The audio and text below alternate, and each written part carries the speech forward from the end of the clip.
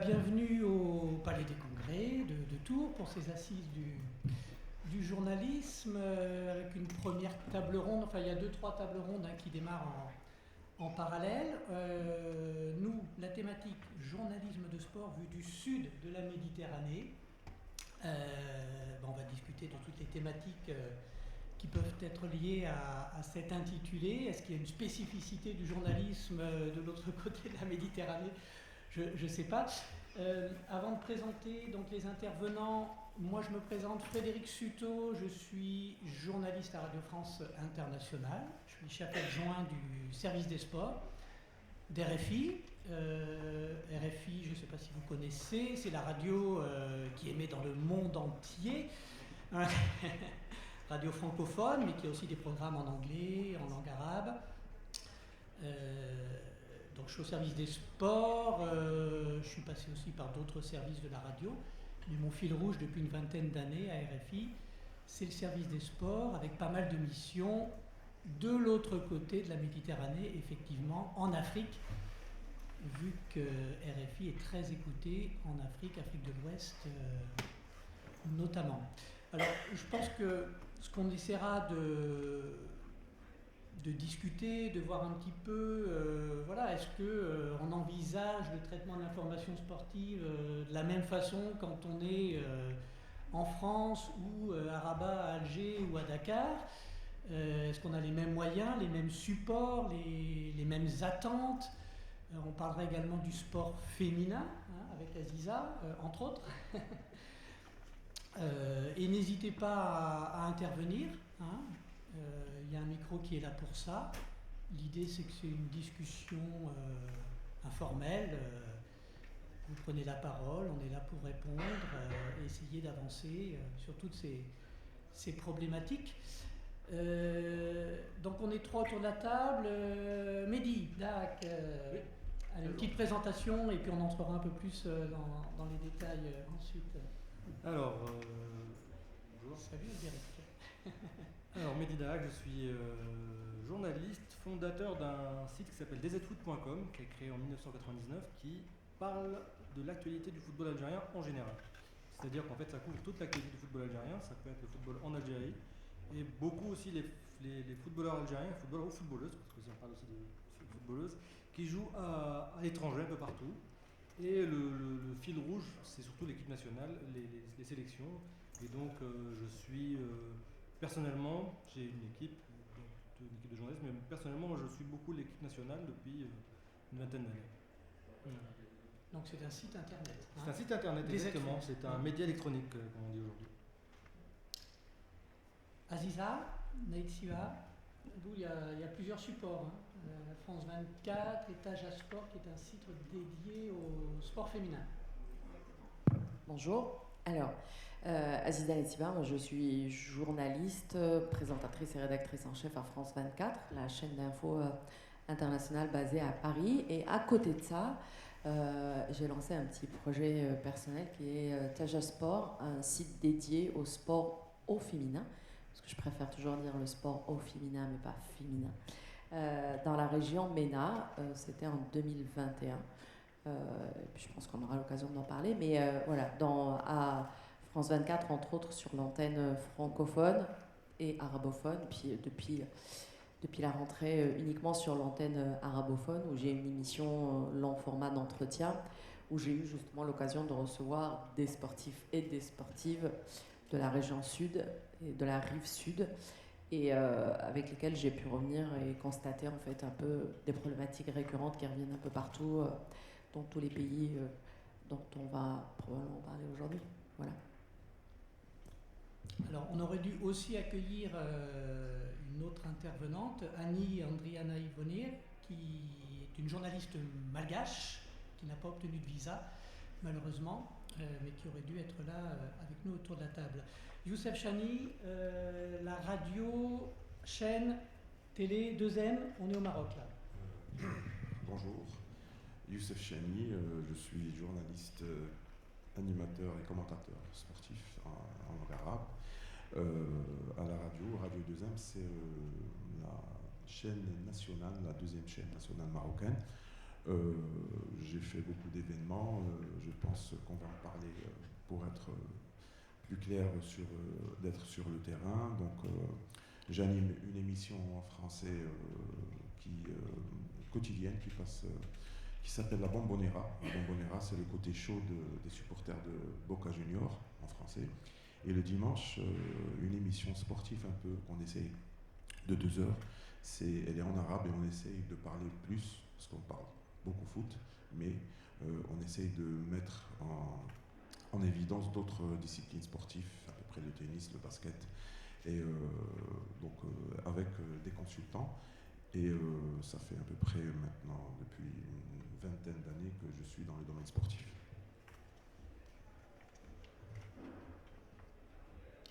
Hop.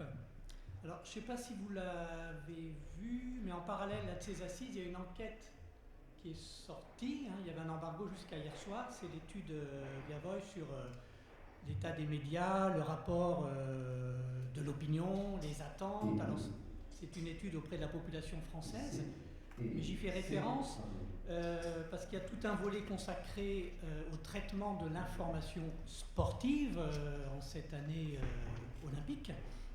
Il y a pas mal d'enseignements assez intéressants. Notamment, Youssef, tu nous disais, on traite de plusieurs sports. Donc là, on parle de ce qui se passe en France, mais le football écrase tout.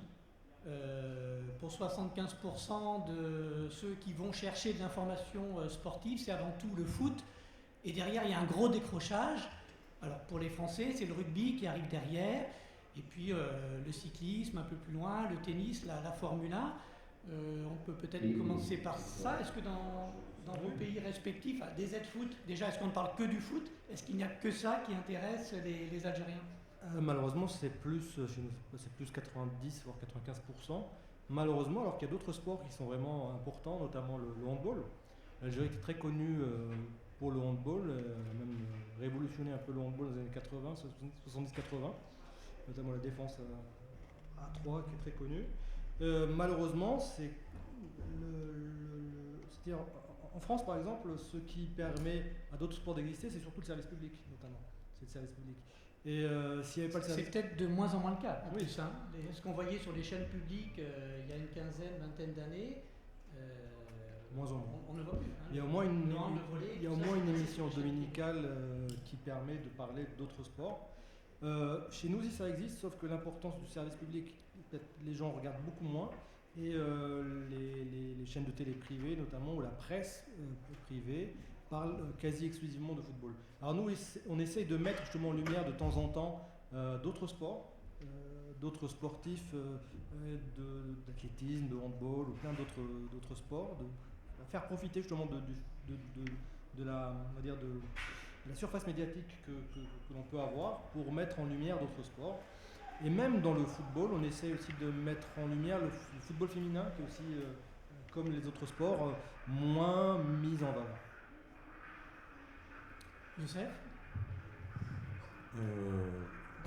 Pour moi, le traitement. Maroc, Oui. Demi-finaliste de la Coupe du Monde. Oui. Déjà, c'était un exploit historique, je vais dire, d'arriver en demi-finale, avec toutes les conséquences qu'il y a eu après. Mais pour revenir à votre question et votre remarque, dire comment on traite l'information, tout dépend, surtout les 10 dernières années, vu que le secteur privé a essayé d'investir dans le domaine des médias et du journalisme avec une approche de rentabilité. Donc si on doit être rentable, on doit essayer d'aller au sujet, peut-être qui font du buzz, peut-être un peu de populisme. Donc là, un peu le rôle étatique qu'on avait, nous, au Maroc, dans les années 80, il y avait à peu près on va dire la chaîne, la première chaîne, après la deuxième chaîne, il y avait une seule radio. Donc, vu qu'il n'y avait pas beaucoup d'offres, la chaîne radiophonique ne peut vous offrir que ce qu'elle veut, elle. Donc, si c'est un rôle public, elle doit absolument mettre en valeur toutes les disciplines à pied égal. En revanche, comme j'ai dit, après les 10 dernières années, vu que le secteur privé a essayé d'investir dans le domaine des médias, doit être rentable. On ne peut pas essayer, peut-être la première, deuxième, troisième année, ça va être à peu près les années maigres, ne pas essayer de rentabiliser ou le retour d'investissement, mais à un certain moment, le média doit être rentable, d'où essayer d'attaquer des sujets qui font peut-être du buzz et essayer d'attirer des sponsors et dire bon voilà, pour essayer de vendre mon média, je vais dire nous on est écouté à 3 millions, à 30 millions d'auditeurs, et là c'est là où il y a une bataille d'informations parfois erronées, mais prêcher le faux pour avoir le vrai, c'est à peu près ça. C'est pour ça que je dis que le média public est différent du média privé. C'est pour ça que le traitement d'information est différent par rapport à ces deux orientations, une de rentabilité et une essayer de jouer son rôle justement d'État qui n'ont pas une optique de rentabilité, parce que déjà, je vais dire entre guillemets, tous les salaires sont assurés, le virement est assuré, tout est assuré, donc on n'est pas dans une optique de rentabilité. Et pour revenir à l'exploit du Maroc, c'est vrai, on a été très contents, vu que le Maroc a atteint les demi-finales. Malheureusement, on a perdu contre la France. C'était très difficile d'imaginer de gagner Mbappé, mais bon, le fait d'arriver en demi-finale, déjà, c'était un exploit historique. Puis je rappelle aussi que les Lions de l'Atlas sont arrivés aussi en finale de la CAN féminine, ce qui est quand même aussi pas mal.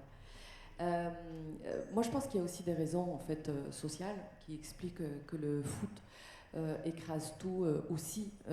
Par exemple, au Maghreb ou surtout au Maghreb, parce que je peux pas élargir vraiment de la même manière à la région MENA. Parce que quand on n'a pas les moyens, le plus simple c'est d'avoir un ballon et de descendre jouer dans la rue en fait. Et que ça coûte pas aussi cher que d'aller faire de l'escrime ou du golf. Et il y a deux choses en fait qui marchent très bien et qui ont toujours très bien marché comme sport. Si je prends le cas du Maroc par exemple, c'est l'athlétisme et le foot. Et parce que les deux ne demandent pas d'argent. L'athlétisme, vous courez. Voilà. Et puis si vous avez un ballon, en plus vous courez derrière un ballon. Du coup, ça fait un peu les deux. Et si je prends le cas du Maroc, aujourd'hui, on le voit, toutes les fédérations n'ont pas le même budget. Et du coup, le traitement journalistique va être pareil, puisqu'on va suivre là où le public regarde. C'est l'offre et la demande. Et c'est un cercle vicieux, parce que là où les gens regardent, on va couvrir. Là où on couvre, il y a de l'argent. Et pour les autres, pour exister, c'est beaucoup plus compliqué, parce que pour exister, il faut qu'on vous regarde et que des sponsors vous suivent. Et c'est la grande problématique de beaucoup de sports et de tous les sports quand on parle au féminin. J'aimerais rebondir sur la notion, la distinction entre médias publics, médias privés.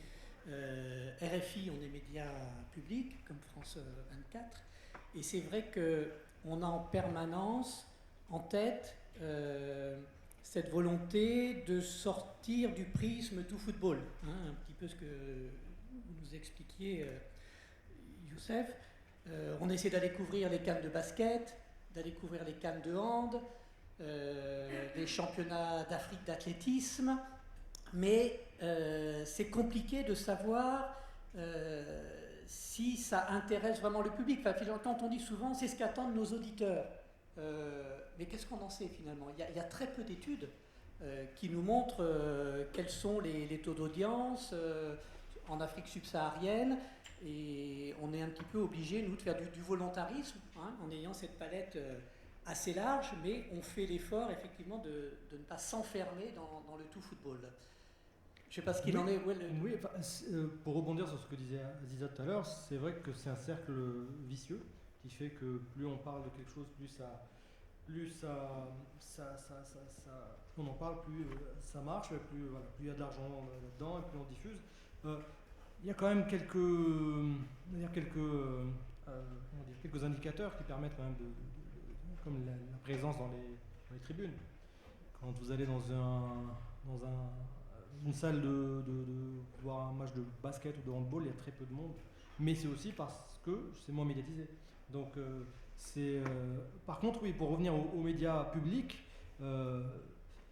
est-ce que c'est parce qu'ils consacrent beaucoup plus de place au football qu'il y a plus de gens qui écoutent, parce que elles sont aussi les émissions consacrées au football sont aux heures où il y a le plus de gens qui écoutent. Par exemple, en Algérie, on a une des radios publiques francophones, une émission le vendredi. Le vendredi, c'est le week-end chez nous. Le matin, c'est l'émission phare qui s'appelle. Voilà, on parle de football, vendredi football. Et donc, les gens écoutent beaucoup cette émission. Et donc, du coup, même la radio publique, qui est quand même financée principalement par l'État, elle a aussi des sponsors et des pages de publicité. Et il y a beaucoup plus d'annonceurs qui viennent à ce moment-là. Donc après, il y a des journalistes au sein de la rédaction qui font beaucoup plus d'efforts que d'autres pour parler d'autres sports. Il y a aussi une certaine volonté de la direction de ces médias publics, comme chez vous, de parler de donner plus de place à d'autres sports, notamment des sports qui sont importants au niveau des Jeux Olympiques, comme l'athlétisme, l'Algérie, la boxe, le judo. Enfin, il y a beaucoup de sports qui apportent beaucoup de médailles. Quand on regarde en termes d'apport, en termes de médailles et tout, il y a beaucoup de sports qui apportent plus que le football au final. Mais malheureusement, ils sont moins mis en valeur parce qu'ils rapportent moins. Même, ça rapporte moins aux médias, ça rapporte moins aux sportifs. C'est un cercle vicieux, encore une fois. Si je peux me permettre, je voudrais juste donner un exemple qui pour moi est un cas d'école. C'est justement la CAN féminine 2022.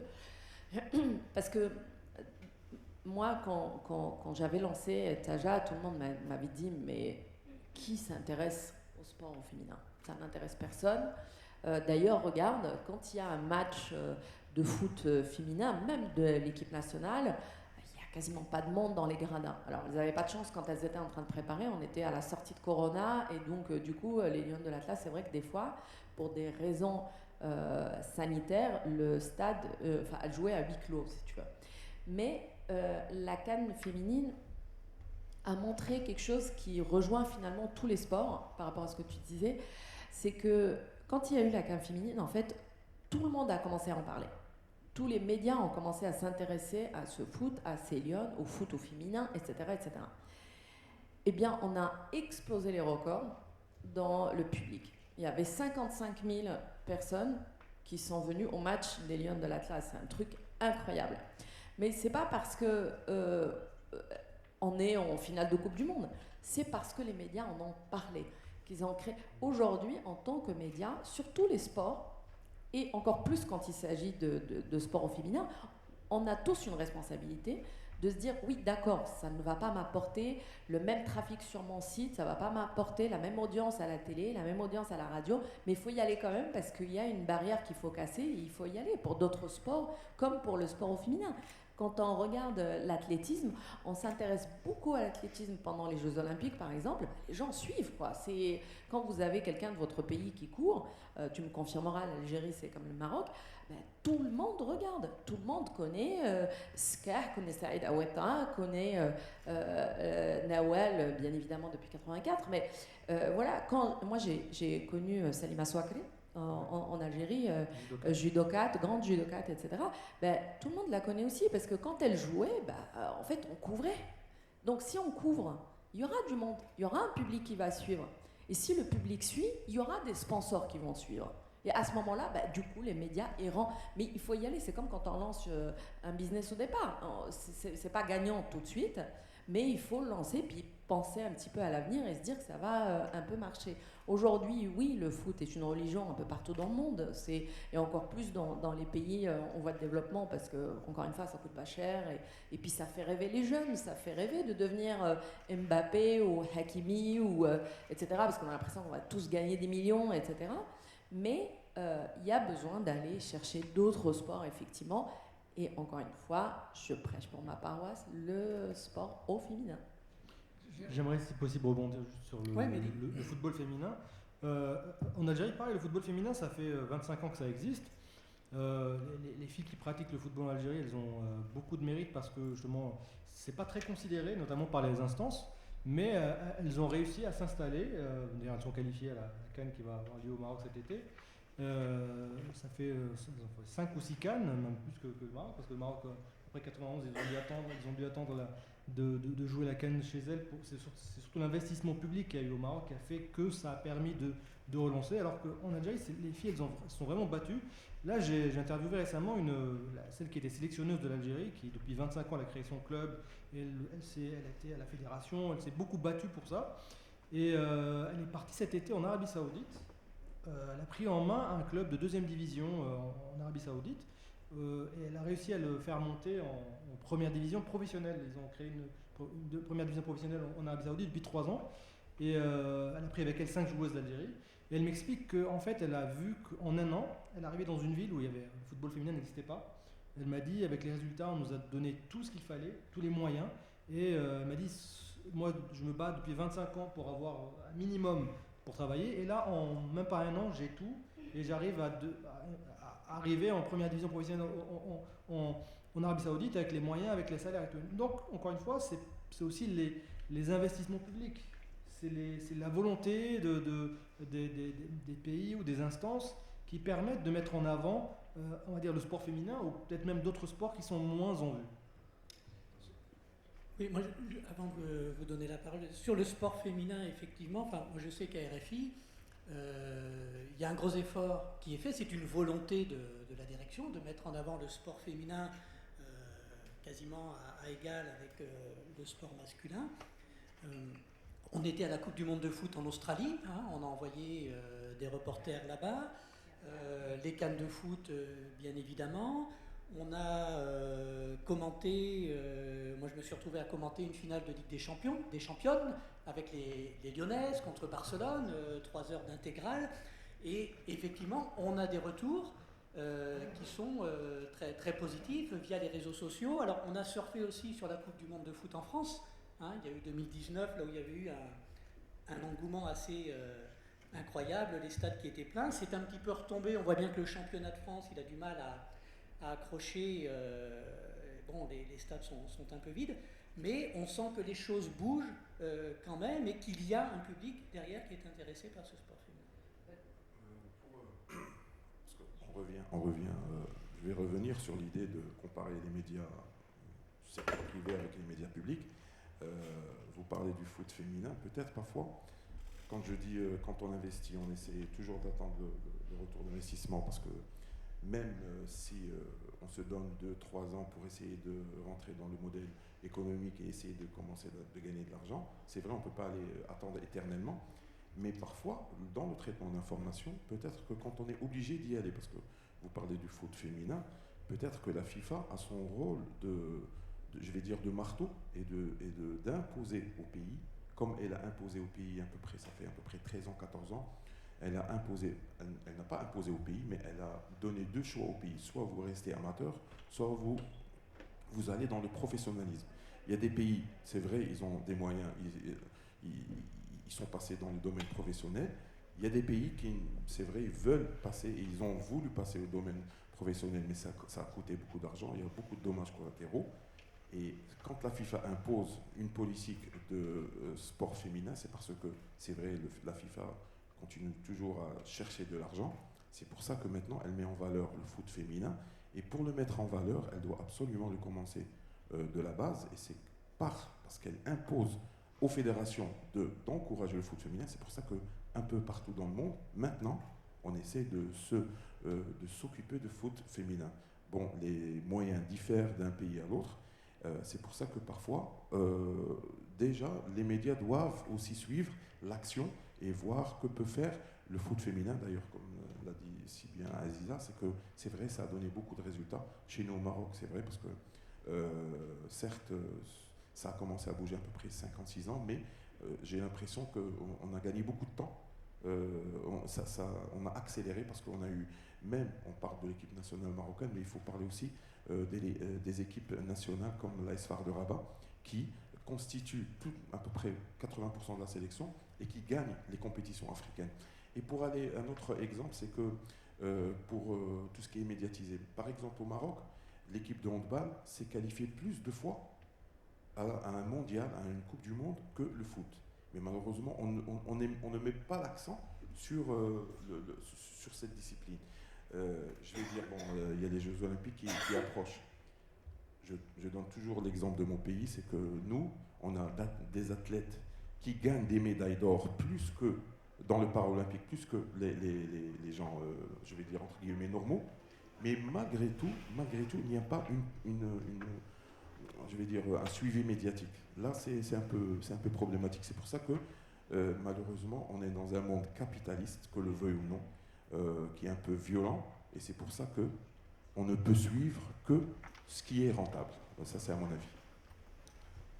La rentabilité, le monde capitaliste, c'est vrai que pour aller couvrir une Coupe du Monde de foot, il y a des droits à payer. Pour avoir le droit de s'installer en position commentateur, vous avez des droits qui s'élèvent à des dizaines et dizaines et dizaines de milliers d'euros. Et donc à chaque fois, une chaîne, qui plus est quand c'est une chaîne publique, qui réfléchit à deux fois. Quand il faut mettre 150 000 euros sur la table pour avoir le droit de commenter une Coupe du Monde en Australie, en Nouvelle-Zélande, c'est un investissement colossal. Oui, bien sûr. Et c'est des choix justement qui sont faits par la rédaction. Souvent d'ailleurs, comme là on a eu la Coupe du Monde au Qatar et la Coupe du Monde féminine en Australie, on ne met pas les mêmes moyens sur l'une comme sur l'autre parce qu'on a mis le paquet sur le foot masculin, d'autant plus que quand vous vous adressez par exemple à la région MENA, vous avez le Maroc qui va très loin, du coup vous restez plus longtemps, vous couvrez plus longtemps. Et du coup, par la suite, vous n'avez plus les mêmes moyens pour l'Australie. Je reviens juste rebondir sur ce que tu disais, Frédéric, sur le championnat national, même en France.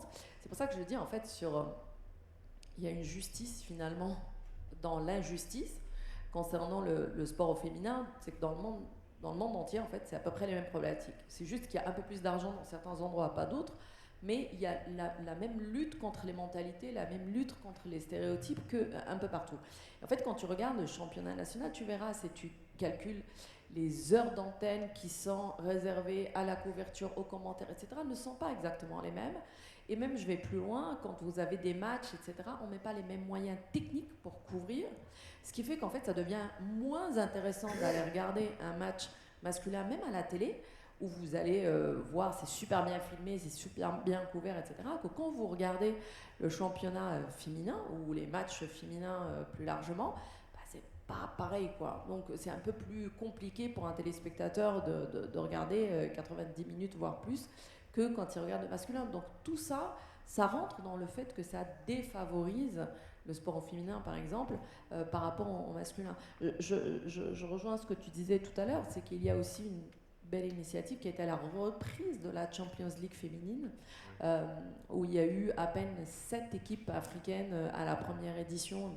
Si ma mémoire est bonne, elle était en 2021, la reprise là, quand la Champions League a été lancée. Mais c'est une belle opportunité pour aller voir ces équipes, et pas que les équipes nationales, et l'AS FAR était là. Mais c'est une belle opportunité. Mais il fallait couvrir. Et je me rappelle sur Taja, où on avait contacté l'AFP pour dire est-ce que vous couvrez parce qu'on a besoin d'images, etc. Et on nous a dit on ne couvre pas. Et en fait, si les agences ne couvrent pas non plus, c'était hyper compliqué. Il fallait avoir un correspondant sur place pour couvrir, ce qui était quand même hyper compliqué. Et quelle rédaction va envoyer une équipe pour une Champions League avec 7 équipes seulement, 7 équipes féminines. Donc c'est... Oui, mais il va y en avoir de plus en plus. Mais le truc, c'est juste qu'il faut... Je dis juste que c'est ce que je disais tout à l'heure, c'est un cercle vicieux qui peut devenir un cercle vertueux, c'est tout le monde s'y met. Si on couvre, si on s'intéresse, etc. Moi, je l'ai vu à la CAN féminine au Maroc, par exemple. Eh bien, il y a énormément de petites filles dont les parents ont été les inscrire au club de foot au lendemain de la CAN. Il y a eu un engouement incroyable. Nous, on a vu sur Taja Sport, par exemple, un pic de trafic sur nos réseaux sociaux, sur le site internet, etc., au lendemain de la CAN. C'est que l'effet est tout de suite, il est immédiat, on le voit. Moi, j'avais fait un film documentaire sur l'équipe féminine de foot. C'est simple, on avait lancé, etc. Avant la CAN, il y a eu 10 000, 20 000 vues à peu près sur YouTube. La veille d'une semaine, quand il y a eu la CAN, tout le monde s'est dit, tiens, il y a les Lions de l'Atlas, c'est qui, comment, on cherche. On s'est retrouvé à 300 000 tout de suite, juste au lendemain du truc, et ça a continué de monter. Donc, si on fait l'effort d'y aller, mais ça marche pour le sport féminin comme ça marche pour les autres sports, parce qu'aujourd'hui, quand on regarde tous les autres sports à part le foot, les sportifs ont énormément de mal à trouver des sponsors, à trouver des financements pour mener leur carrière à bien, parce que si vous n'êtes pas footeux, ça intéresse beaucoup moins.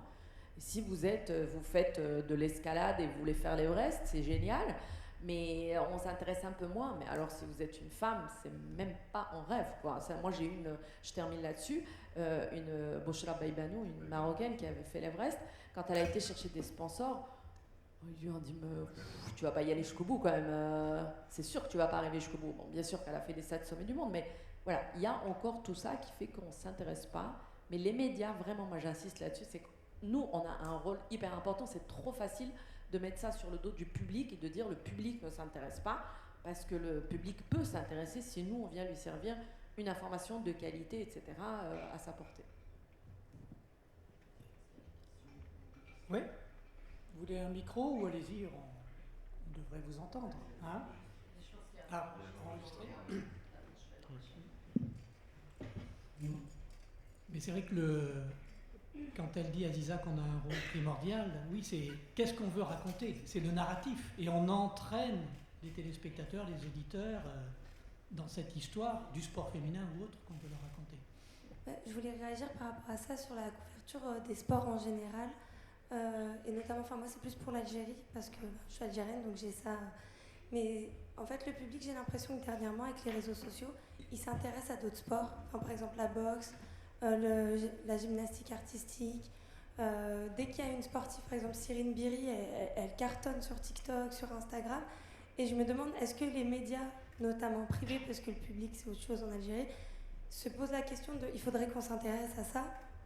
Ou c'est pas encore un débat actuellement en Algérie à ce niveau? Et pas que pour les femmes, en fait, même les hommes, parce qu'en boxe, l'Algérie, ça va. Pour rebondir par rapport à Kayla Nemour actuellement qui est qualifiée au JO en gymnastique artistique, qui fait des résultats au niveau mondial, ça a fait même la une de journaux généralistes. Hein. Il y a le journal qui s'appelle Le Soir, je me rappelle, c'est la une, ça a été fait avec nous, elle. on a fait notre invité un matin sur RFI. Hein. C'est ce qu'elle a réalisé à Anvers, c'était incroyable. Elle fait partie des toutes meilleures mondiales. Exactement. Donc, à partir du moment. Mais là, encore une fois, il faut voir ce qu'il y a eu avant. C'est-à-dire que pour qu'elle arrive à ce niveau-là, il n'y a pas de couverture. C'est-à-dire qu'elle n'a pas eu beaucoup d'aide. Donc, c'est vrai que l'avantage des réseaux sociaux, c'est aussi ça. Quand vous tombez sur des sportifs qui ont une certaine personnalité ou qui savent se mettre en scène, ça les aide à se médiatiser. Voilà. Donc, ensuite, c'est vrai que le problème, c'est toujours de voir d'où ça vient. Est-ce qu'au départ, s'il n'y a pas d'aide médiatique, c'est compliqué pour beaucoup de sportifs d'émerger. J'aimerais rebondir tout à l'heure sur ce que disait Youssef par rapport au handisport. Nous, justement, il y a pas mal d'athlètes handisport. Pareil, on a beaucoup d'athlètes handisport qui font beaucoup de médailles au niveau des Jeux paralympiques. Et il y en a qui ont quand même une certaine couverture médiatique parce que, justement, soit ils ont une certaine personnalité, ou il y a aussi, à la part du public, il y a une certaine attention à ça. Ils s'intéressent beaucoup, pour revenir à l'Everest, on a un athlète qui est trisomique, là, qui est en train de monter, pas l'Everest, mais un autre sommet. Et c'est un journaliste de la radio qui est en train de suivre pour faire un documentaire. Et il fait beaucoup il met beaucoup de choses sur TikTok, et ça permet justement de suivre ça. Je voulais en parler, c'est les médias alternatifs. Alors là, vraiment, peut-être que les réseaux sociaux pourraient éventuellement jouer le rôle alternatif pour essayer de mettre en valeur quelques disciplines que peut-être même les médias privés et publics n'y vont pas pour une raison de rentabilité ou peut-être une raison de suivi, que ça ne suffit pas d'y aller, d'essayer d'investir. C'est pour ça que je pense que pour les réseaux sociaux pourraient éventuellement, d'ici les 10 prochaines années, pourraient éventuellement déstabiliser, je vais dire, cet ordre mondial. Moi, je ferai une petite incise. On parle des réseaux sociaux. Bon, on a un public assez jeune. Il y a des étudiants, des étudiantes là face à nous ce matin. Mais si on prend l'étude Via Voice, moi cette question elle m'a quand même marqué. Parmi les canaux d'information suivants, lesquels utilisez-vous pour vous informer? La télévision 77%, Internet 58%, la radio 53%, presse écrite 47%, Les réseaux sociaux, 28%.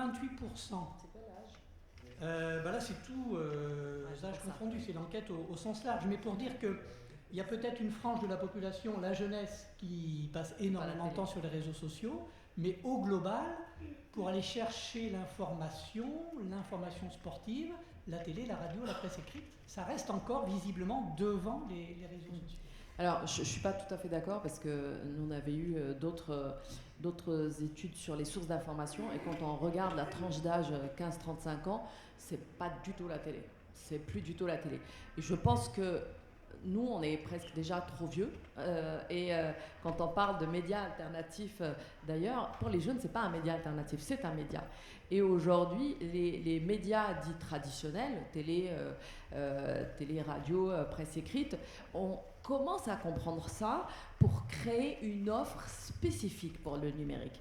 Puisque aujourd'hui, jusqu'ici, les médias sociaux étaient vus comme un mode de relais de ce qui est en broadcast ou de ce qui est sur le journal, etc. Aujourd'hui, on a compris qu'un reportage télé de 3 minutes, il ne passe pas s'il n'est pas en format reel de 90 secondes. Donc, il faut revoir un petit peu ça. Et effectivement, là où je te rejoins, c'est que pour beaucoup de sports, et pour le sport au féminin, entre autres, les médias sociaux sont venus redonner un petit peu un coup de boost. Là où les médias traditionnels, c'était genre, bon, ok, très bien, la télé, la radio, machin, ne s'intéresse pas à nous, on va y aller sur les réseaux sociaux. Beaucoup de sportifs, par exemple, ont créé leur propre compte, ont commencé, on l'a vu au JO de Tokyo, à se lancer des lives sur place, à faire suivre leurs résultats, à faire des trucs sur TikTok ou Instagram, et ça a plutôt bien marché. Alors, la problématique, là, quand il s'agit des femmes, c'est que les médias sociaux, ça peut aussi vouloir dire harcèlement en ligne. Et qu'on a eu de grandes vagues de harcèlement en ligne. Moi, j'avais vu, par exemple, en parlant d'athlètes et de sportives algériennes, Iman Khalif, la boxeuse qu'on avait suivie d'ailleurs au JO de Tokyo, exceptionnelle. Il y avait eu... on avait suivi les matchs et ils étaient hyper suivis. Dès qu'on faisait un post sur Iman Khalif, il explosait les charts. C'est incroyable. Et en même temps, Iman, quelques mois plus tard, a fait face à une grande vague de harcèlement en ligne. Et ça qui était incompréhensible. Et pour elle, et pour les gens autour. C'était d'une violence inouïe. Et quand vous êtes sportive et que vous avez investi les réseaux sociaux parce que vous n'avez pas le choix, parce que les autres ne s'intéressent pas à vous, du coup, vous êtes tout le temps sur votre Instagram, votre TikTok, votre Facebook, etc. Et du coup, on ne peut pas vous dire juste « Ouais, mais il ne faut pas regarder les réseaux sociaux. » Bah oui, mais si je ne regarde pas les réseaux sociaux, je ne regarde plus rien et je suis nulle part, en fait. Et du coup, ça, c'est aussi une problématique. Moi, j'ai reçu sur France 24, sur mon émission d'Informaciera, un invité à un parcours, beaucoup de sportives, entre autres handisport d'ailleurs, pour parler, ça a été pendant les JO, mais pas que, puisqu'on fait des thématiques mensuelles et le sport revient de temps en temps. Et quand j'entendais des sportifs, qu'elles soient algériennes, marocaines, tunisiennes, en Jordanie, ça a été pas mal lancé. Alors l'Arabie Saoudite, c'est encore spécial, parce que même quand on parle de foot, si vous regardez dans la Super League féminine, y a plus d'étrangères que de saoudiennes. Donc on a la fuite des cerveaux, maintenant on a la fuite des pieds aussi, mais aujourd'hui, vous avez les mêmes problématiques qui vont revenir. Vraiment. Et le sport de manière générale, parce que quand je termine juste là-dessus, sur l'athlétisme par exemple, le Baqali tout le monde connaît, Aweta tout le monde connaît, etc. Mais en fait, on connaît pendant les JO. Mais on ne suit plus du tout en dehors, quoi.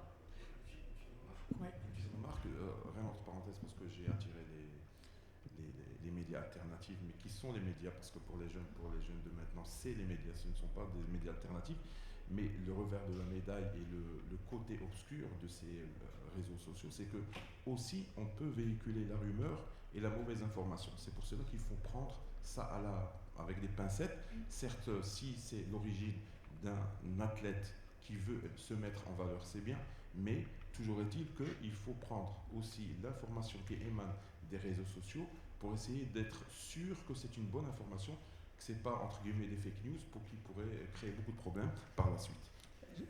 Et sur cette question, Mehdi, après je te donne la parole, des réseaux sociaux, c'est au cœur des problématiques des rédactions et on est un peu bousculé, on a du mal à se positionner. Moi je sais que la conférence de rédaction chaque matin à RFI, il y a cette volonté de se dire, bon oui, quel est le traitement radio, journal du midi de 13h, 14h, mais il nous faudrait aussi, comme le disait Aziza, pas simplement en reprendre le reportage de 3 minutes, mais il nous faut un spécifique Internet.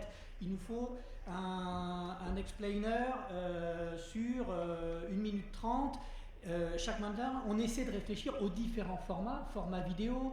Il y a Facebook, il y a TikTok, mais on est un peu perdu aussi dans tout ça parce que les tendances, elles vont très vite. Je ne sais pas si vous avez ces réflexions-là dans vos rédactions, Oui. Mais un jour on va nous dire c'est sur Instagram qu'il faut pousser, après il y a un sondage qui sort, c'est Facebook, mais non, Facebook c'est en train de dégringoler, mais il y a quand même en Afrique des millions de gens qui continuent à se connecter. Donc on est obligé de s'adapter en permanence à ces réseaux sociaux. Tout à fait. Avant de donner peut-être la parole au public, je vois qu'il y a un micro. Oui, par rapport au sondage que vous avez cité tout à l'heure, par rapport au les gens regardent la télé, moi je fais beaucoup d'interventions en université, donc je fais face à des jeunes qui ont 20 ans, et quand je leur demande où est-ce que vous informez, la télé est quasi inexistante. Et vous avez été précurseur. DZ-Foot, Oui, exactement. c'est une plateforme numérique. Ce qui est drôle, c'est que moi, pendant longtemps, j'étais considéré par les autres journalistes comme étant un média alternatif, puisque j'étais sur Internet, un média électronique. Et aujourd'hui, je me rends compte que moi-même, nous-mêmes, DZ-Foot, on est contre le site en lui-même. Heureusement qu'on a investi les réseaux sociaux assez tôt. Par exemple, on a 1 million de followers sur Twitter. On a 500 000 sur Instagram. Mais même là, les jeunes sont sur TikTok. Si on n'investit pas, il faut tout le temps suivre. Il faut tout le temps suivre la tendance. Sinon, on finit par être perdu. Et puis l'autre question très importante par rapport aux réseaux sociaux, par rapport aux journalistes, parce qu'on a beaucoup de jeunes journalistes en devenir face à nous, c'est les revenus. Parce que c'est de ça que vit la presse, les médias, ils vivent, quand on est un média privé, on vit principalement soit de la publicité, soit des abonnements, et on reste quand même globalement, on a besoin d'annonceurs et de sponsors. On dépend de ça. Voilà. Et donc, quand les jeunes ne cliquent plus sur l'article où vous avez des annonceurs qui permettent de vous rémunérer, la question c'est de savoir comment est-ce qu'on arrive à les attirer. Alors soit il y a des techniques, on va dire, qui font, c'est des titres mystères, pour pas dire autre chose, qui incitent les gens de manière plus ou moins, on va dire, honnête à cliquer. Ou alors il y a d'autres méthodes qui permettent de donner une partie de l'information gratuitement sur les réseaux et en habituant les gens à venir, peut-être qu'on va attirer ce jeune public à cliquer. C'est une question très, très vaste qui n'est pas encore réglée aujourd'hui. Il y a vraiment plein de façons de faire. Nous, notamment, comment est-ce qu'on investit les réseaux sociaux, notamment sur Instagram, par exemple, on fait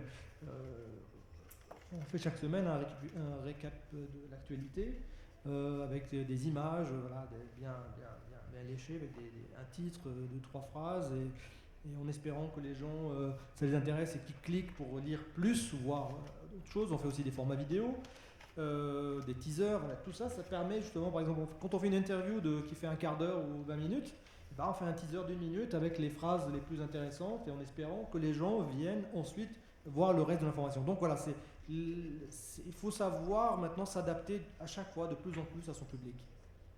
Oui, il y avait une question. Oui, j'avais une petite question pour revenir sur la question de la logique de rentabilité et de la diversité.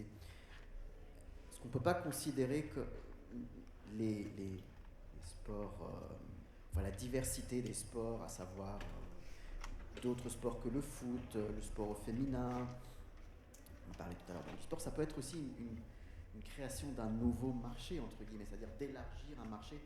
Évidemment que le diagramme de Venn va avoir des publics qui vont se croiser. Mais est-ce que on ne peut pas le présenter aussi comme étant une création d'une demande qui n'existe pas et comme ça répondrait aussi à cette logique de rentabilité? Je veux bien répondre à cette question, en tout cas commencer par vous donner une réponse. Oui, bien évidemment. Et c'est un des grands arguments quand je parle du sport au féminin qui est avancé par rapport aux sponsors, etc. C'est de dire on est sur des marchés masculins qui arrivent presque à saturation. Donc vous avez d'autres opportunités avec des millions de gens que vous pouvez aller avoir de l'autre côté. Et sur la CAN féminine, moi j'avais couvert pour France 24, j'avais fait un des reportages qui était très intéressant, c'était de dire, parce qu'on me disait on va pas remplir les stades.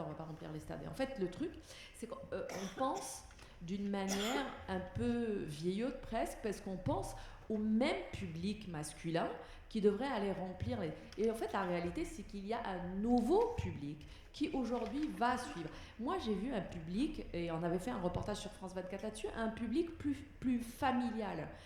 J'ai vu plus de papas et de mamans avec des petites filles. J'ai vu plus de couples. J'ai vu des femmes. Je vous jure, il y avait un groupe de femmes de plus de 60 ans qui étaient là et qui étaient en train de chanter et de lancer leur you-you à chaque but, quoi. Et en fait, c'est de dire, il y a ouvrez les yeux non seulement sur ce qui se passe sur le terrain, mais dans les gradins aussi, et on peut aller chercher un autre public. Sauf, il ne faut pas tomber dans les stéréotypes, parce que moi j'avais un shooting photo à un moment avec la capitaine de l'équipe nationale de foot, et on avait pris un photographe à Rabat pour prendre en photo, et il m'avait dit j'ai une idée d'un shooting, etc. Moi je pense qu'elle pourrait porter des talons aiguilles et d'avoir le... Et là je me suis dit bon d'accord, ok, on n'y est pas encore. Bon, alors... Et en fait, il y a eu un shooting où tout seul, le photographe a pris l'initiative d'appeler une maquilleuse. J'ai dit, mais est-ce que tu ramènes une maquilleuse si tu faisais un shooting de Hakimi, juste que je comprenne. Tu vas ramener une maquilleuse et un coiffeur, etc. Enfin, oui, alors pour d'autres raisons, on ne va pas lui mettre de rouge à lèvres, mais je suis d'accord. Non, oui, mais pour la Fashion Week, mais je veux bien, si la fille était dans la Fashion Week, mais là, elle était censée shooter dans un ballon. Donc, et le truc, c'est que vous avez totalement raison, et c'est absolument là-dessus il faut aller sur le volet économique. Il faut aller totalement sur le volet économique et dire, voilà, c'est un marché à conquérir, c'est un marché qui est énorme, et c'est un marché qui est très intéressant. Et quand vous regardez les gradins pendant les matchs et même pendant la Coupe du Monde, les gradins se féminisent énormément, et de tous les pays. Alors là, il n'y a pas de religion, il n'y a pas de frontières, il n'y a pas de... Donc là, il y a peut-être quelque chose à aller chercher qui peut parler à ceux qui ont les sous dans la poche pour s'ouvrir à d'autres choses. Et encore une fois, si on va aller filmer l'escrime autant, si on va aller filmer le hand autant, etc., croyez-moi que le public peut être là, et l'offre médiatique doit effectivement s'adapter aux réseaux sociaux. Il ne faut pas, avant, quand on s'appelle, je ne vais pas donner de nom, mais on est un grand média, on se dit c'est bon, je suis connu, les gens me lisent, on s'installe, il n'y a pas de problème. Mais maintenant non, avec les réseaux sociaux, on se remet tous en question, et il faut aller, et oui, il faut courir un peu plus vite pour savoir quelles sont les tendances, quels sont les trends d'aujourd'hui, aussi bien en sujet qu'en médias, etc., et s'adapter à ce public qui est devenu aujourd'hui pointilleux, surtout quand on parle à la jeune génération, qui va regarder, il va être très regardant, et puis c'est simple, si vous n'avez pas une offre qui est sympa, on swipe et on passe à autre chose, quoi.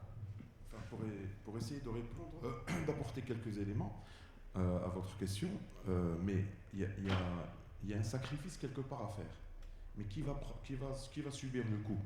Par exemple, quand Aziza nous parle des femmes, des jeunes femmes avec leur famille qui viennent au terrain, par exemple l'expérience de la CAN féminine ou même la Coupe d'Afrique, la Ligue des champions féminine, il y a quelque part dans le maillon, c'est que pour les attirer et dire au sponsoring que bon voilà, moi je vais attirer une cible qui est différente par rapport aux autres, mais pour les attirer, il y a un prix à payer. C'est quoi?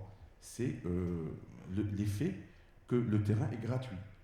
Alors si on voit des terrains pleins, certes il y a des tickets, mais je pense pas, c'est des prix très très raisonnables, mais il y a de la gratuité. Alors s'il y a de la gratuité, moi je suis contre la gratuité déjà, parce que s'il y a un spectacle, tout le monde doit y payer. Mais si c'est momentané pour essayer d'habituer une nouvelle cible, c'est pas grave, pour essayer d'avoir d'autres sponsors, des nouveaux sponsors. Mais quelque part dans le maillon, il y a quelqu'un qui va vous dire bon, c'est vrai, moi je veux attirer les femmes, les jeunes femmes et tout, mais c'est la gratuité qui nous a permis d'avoir une autre cible, mais le coût de la gratuité qui va la subir. C'est pour ça que il y a c'est toute une gymnastique, et essayer de voir qui va subir le coût de le non-paiement de tickets pour un spectacle. Bonjour. c'est un investissement, je pense. Et puis surtout, il y a un autre truc qui est super important auquel il faut faire attention, c'est les écoles, quoi. C'est d'aller parler dans les écoles, c'est de ramener les gamins, en fait, dans les matchs, etc.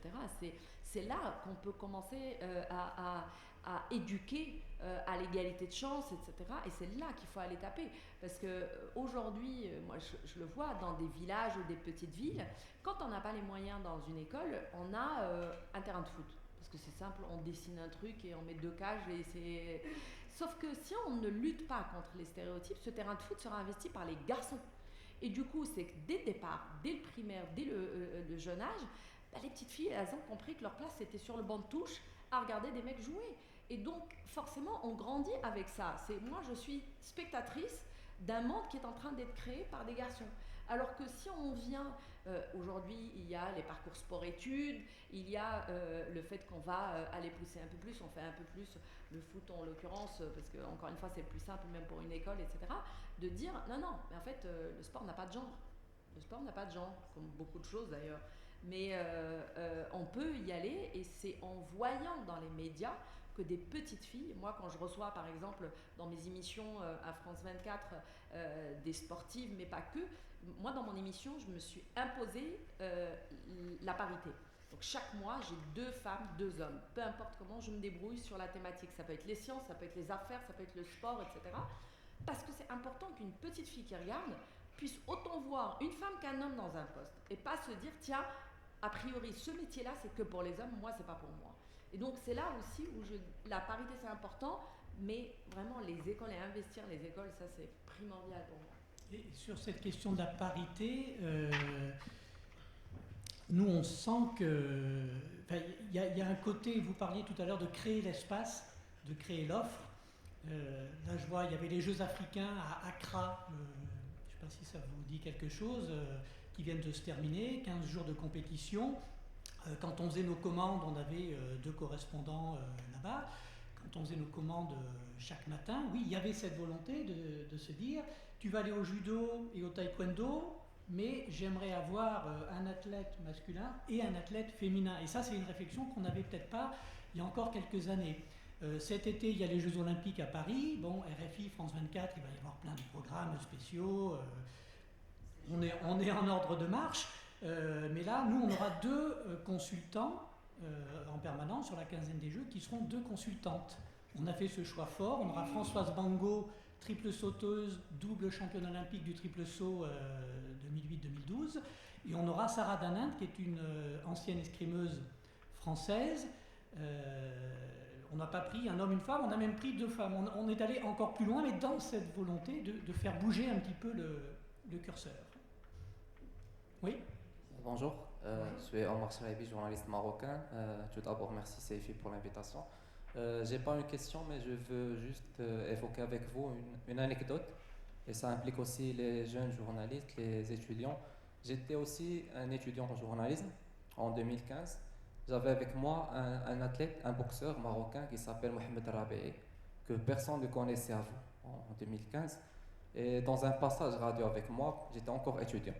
Après, Mohamed a gagné les championnats d'Afrique, personne ne connaissait avant. Après, il a remporté la médaille d'or au championnat du monde. Ça commence à mieux se médiatiser au Maroc. Aujourd'hui, Rabi'i est un champion olympique. Il a une médaille olympique au JO de Pékin. Il y avait aussi Soufiane Boukhali, c'est notre champion olympique aujourd'hui. En 2014, il participait au meeting de Rabat. Il était dans le 2e plateau des athlètes.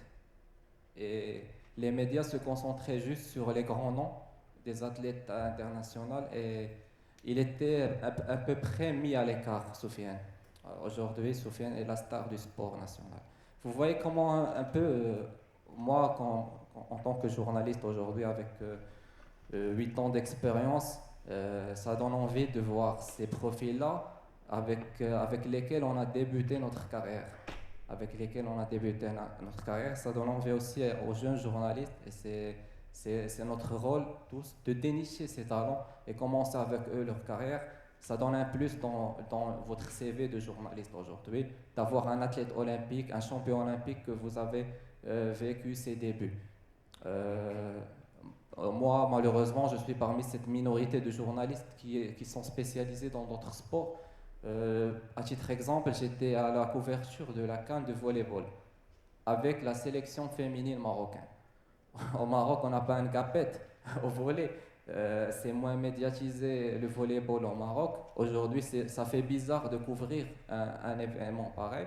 Et ça me fait mal au cœur de juste se focaliser sur le football. Et juste pour anecdote, on était 140 journalistes marocains à la dernière Coupe d'Afrique des Nations de foot masculin. Et là, c'est la question qu'on doit changer. Et c'est notre rôle tous de changer et de mieux faire cette diversité parce qu'il y a d'autres sports qui sont plus performants que le foot et c'est notre histoire olympique qui le dit. On a Nawal Moutaoukil dans l'athlétisme, on a Mouni Abdelrassoul dans le taekwondo. Je cite des noms féminins, ça va faire plaisir à Madame Aziza. Il y a aujourd'hui Khadija Al-Mardi, la championne olympique de boxe, qu'on aimerait voir championne olympique à Paris. Merci.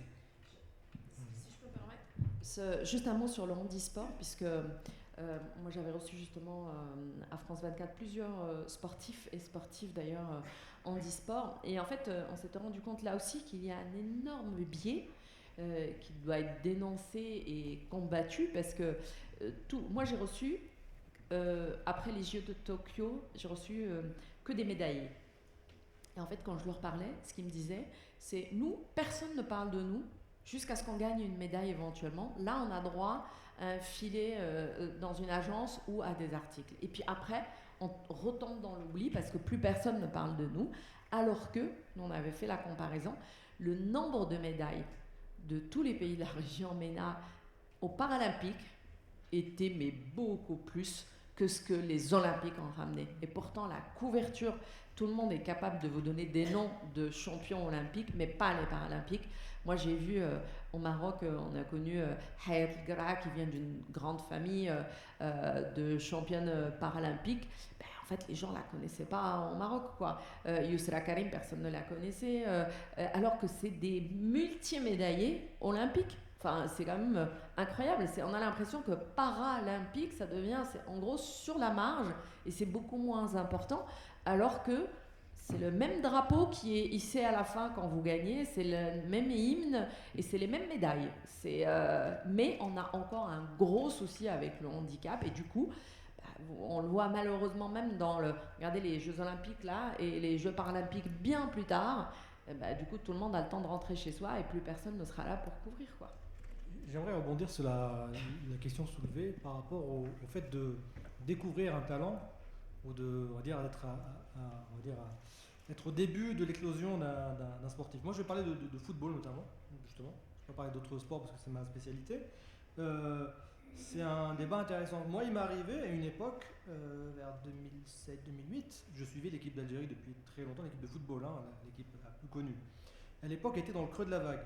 C'est qu'il y avait très peu de gens qui s'y intéressaient parce qu'ils ne participaient plus, ils ne faisaient pas de résultats.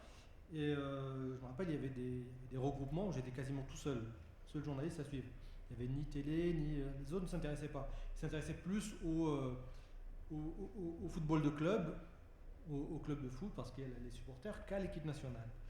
Et quelques années après, à partir du moment où ils ont fait des résultats, c'est-à-dire peut-être en 2 ans, on s'est qualifié à la Coupe du Monde 2010, en 2 ans, on est passé, où j'étais quasiment tout seul, à 100 journalistes.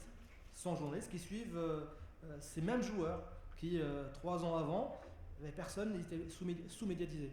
Donc c'est aussi un des biais du journalisme de suivre ce qui est, on va dire, ce qui marche.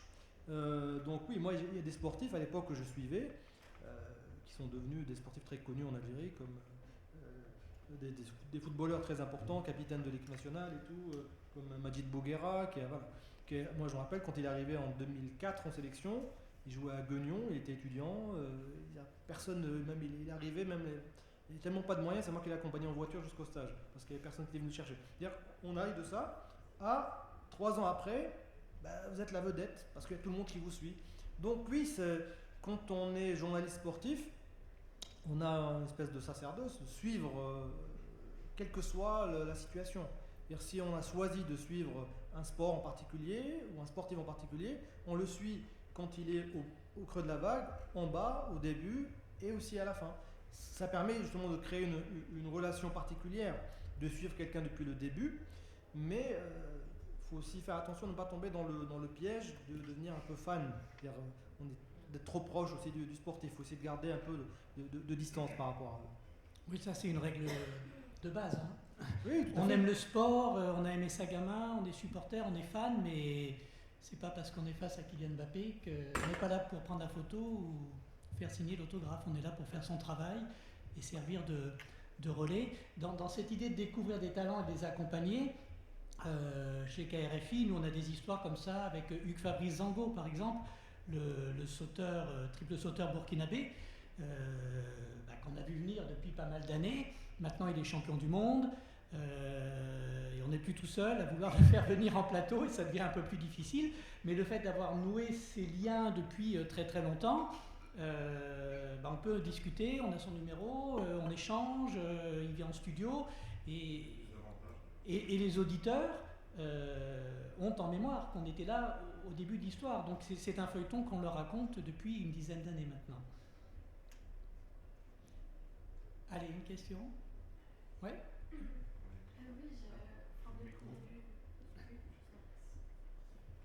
Depuis le début de la conférence, on parle beaucoup de logique de rentabilité, etc. Et même plus largement, j'ai vu du coup, le partenariat avec le fonds de soutien aux journalistes du sud de la Méditerranée. Et moi, du coup, ça m'a interrogée un peu sur justement les contraintes économiques au sens large, ou même politiques. Et je me demandais, selon vous, selon votre expérience, où en est le journalisme sportif, justement, en termes d'indépendance, qu'elle soit économique ou au sens plus large, voilà, comment vous le ressentez, vous l'appréhendez? Je peux répondre parce que moi Le je travaille. rapport au pouvoir politique aussi ou... Ouais. Oui, financement, politique. Oui, moi je dirige un média électronique justement indépendant qui ne dépend pas de fonds publics ou d'aide publique. Et je tiens aussi très particulièrement à ne pas être aidé non plus par des fédérations, dans les transports, tout ça, pour vraiment rester indépendant. Donc le financement est 100% de la publicité, on vit de ça. Pour que les annonceurs, pour avoir suffisamment de publicité, pour avoir suffisamment de trafic, et pour avoir suffisamment de trafic, il faut se traiter comme des sujets qui intéressent, entre guillemets, ou qui rapportent. Donc après, concernant spécifiquement, on va dire, le fait d'être dans le sud de la Méditerranée, évidemment, il y a peut-être des annonceurs, quand on traite un sujet, ça dépend, après il faut parler du public. Moi, la chance que j'ai, c'est que la moitié de notre public est d'Algérie, et l'autre moitié est en Europe. Et ce qui permet justement d'avoir des annonceurs en Europe qui rapportent plus d'argent que les annonceurs dans le sud de la Méditerranée, tout simplement parce que ce sont des pays où le niveau de vie est moins important, donc du coup les annonceurs ont moins d'argent que les annonceurs en Europe, pour schématiser, on va dire. Donc après l'indépendance, on la gagne comment? On la gagne en ayant justement trouvé les bons curseurs, et puis surtout dans tous les cas, on a forcément moins de revenus que des médias qui sont en Europe. J'ai des équivalents, par exemple, je ne sais pas si vous connaissez MaxiFoot, qui existe en France, ça s'appelle un site de football. Je me rappelle, on avait commencé au même moment, et on a même plus de trafic qu'eux. Eux, ils s'intéressent vraiment au football français. Et ils arrivent à avoir beaucoup plus de sponsors et d'argent que nous. Donc voilà. Donc après, il faut trouver d'autres moyens de se développer. Je ne sais pas si j'ai répondu à la question. Vas-y. Moi, je peux parler de l'expérience Taja, où alors là, j'ai pas cherché la facilité, on va dire. J'ai été dans une niche sur le sport au féminin dans la région MENA, donc c'était un peu compliqué. Et puis en 2021, c'était à peine le début de l'intérêt vraiment qu'on voit aujourd'hui dans la région pour le sport au féminin.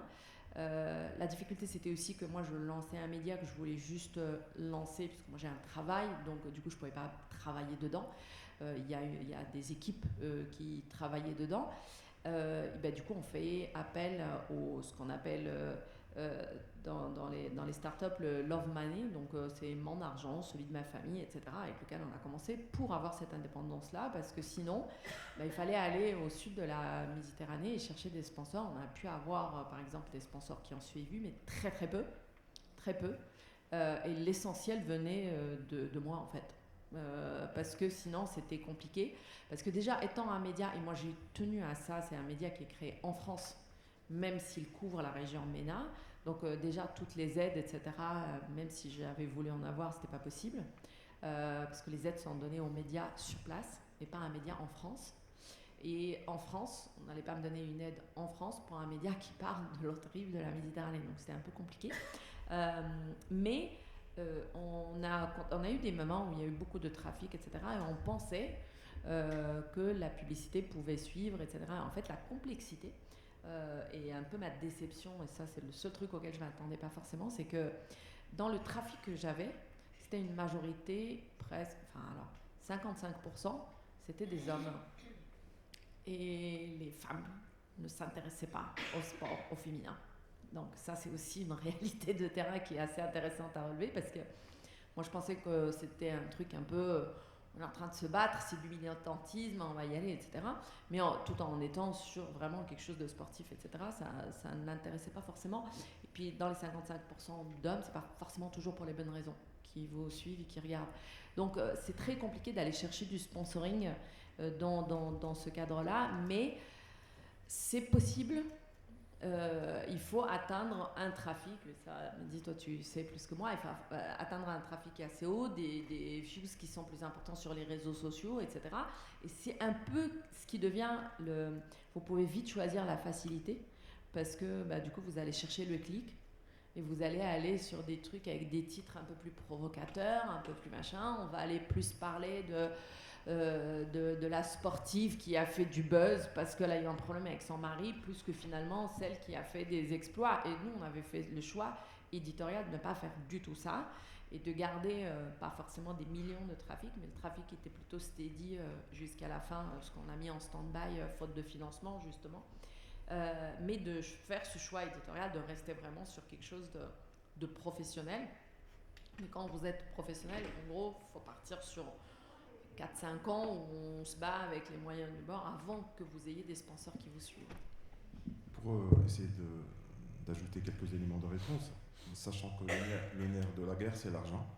Donc il y a deux volets pour essayer de répondre à votre question. C'est que comment peut-on arriver à réussir à avoir des fonds de la publicité et tout en gardant la dépendance du journaliste, essayant qu'il soit, de lui garantir la fonction d'une manière un peu respectable. Alors tout dépend du degré de dépendance, sachant que si on essaie de frapper aux portes des publicitaires, qu'on sait très bien que parfois la critique les gêne. Je vais dire un exemple ici en France, à peu près avec Bolloré, avec CNews, avec Canal+, ça a basculé de la parodie de l'humour décalé à une institution d'information à peu près radicale avec l'extrême droite.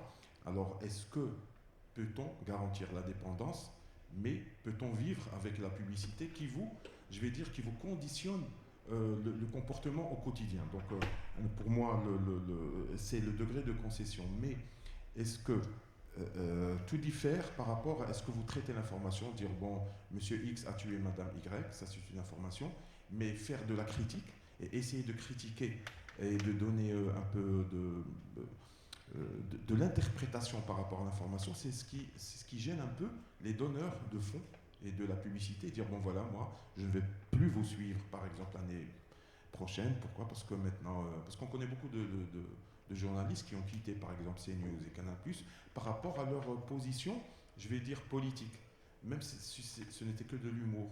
Je n'ai pas en tête le nom de Julien Cazard, je pense, qui a payé, il faisait des parodies sur Pascal Praud. Pourquoi? Parce que c'est que de l'humour, mais quand même, ça lui a coûté sa place. C'est pour ça que comment chercher de l'argent tout en gardant son indépendance, et surtout pour les médias du secteur privé. Et moi, ce que j'ajouterais, on parle de sponsoring, d'indépendance éditoriale. RFI, France 24, on est média public, donc notre sponsoring, c'est l'État, hein, a priori.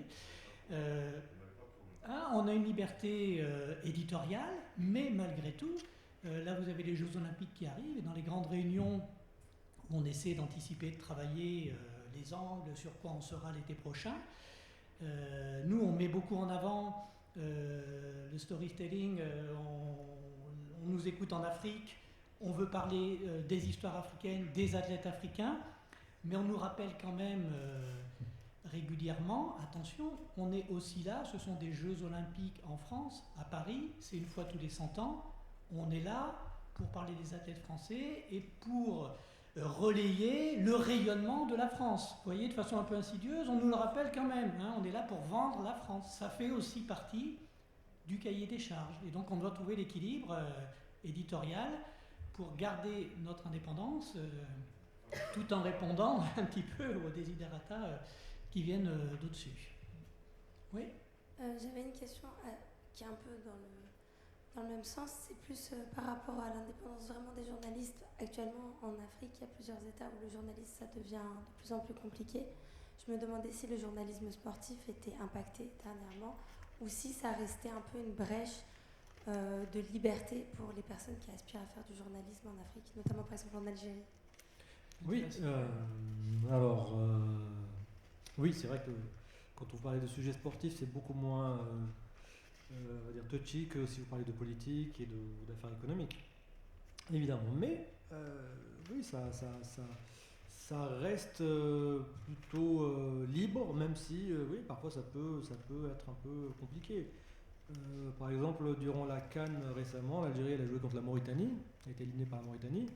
Et il se trouve que la Mauritanie, dans le Sahel, c'est l'un des derniers pays qui est, on va dire, politiquement proche de l'Algérie. Donc du coup, quand il y a eu quelques... on va dire, il y a des journalistes qui ont parlé de la fédération de la Mauritanie, qui était aidée par la fédération marocaine. Du coup, ça a fait un peu de bruit, les Mauritaniens ont réagi.